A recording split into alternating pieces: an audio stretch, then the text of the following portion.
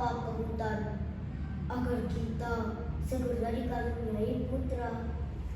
Baiklah Kanda, Dinda doakan agar Kanda baik-baik saja.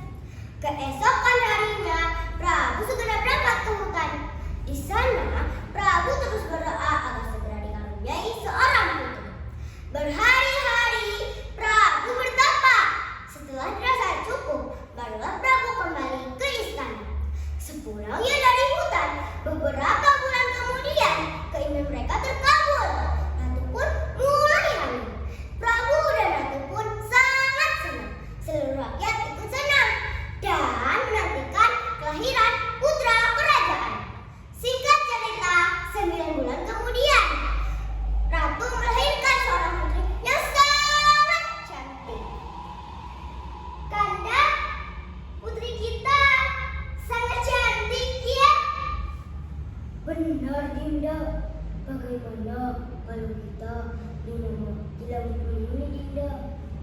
Baik Kanda, Dinda sih setuju saja. Maka mulai saat itu putri mereka diberilah nama Gila Rukmini. Prabu dan Ratu sangat menyayangi putrinya. Mereka selalu memberikan apapun yang putrinya inginkan. Namun itu membuatnya menjadi gadis yang manja dan sombong. Beberapa hari lagi putri berusia 17 tahun. Para penduduk negeri pun mengirimi putri dengan aneka hadiah.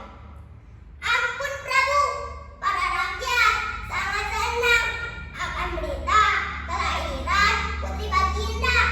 Mereka membanjiri istana dengan berbagai hadiah Prabu.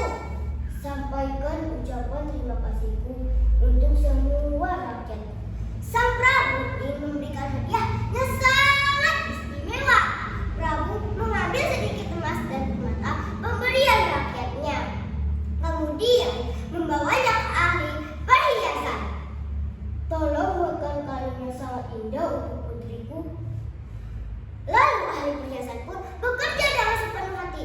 Ia ingin menciptakan kalung yang paling indah dengan permata berwarna-warni untuk putri yang sangat cantik. Singkat cerita, hari ulang tahun pun tiba.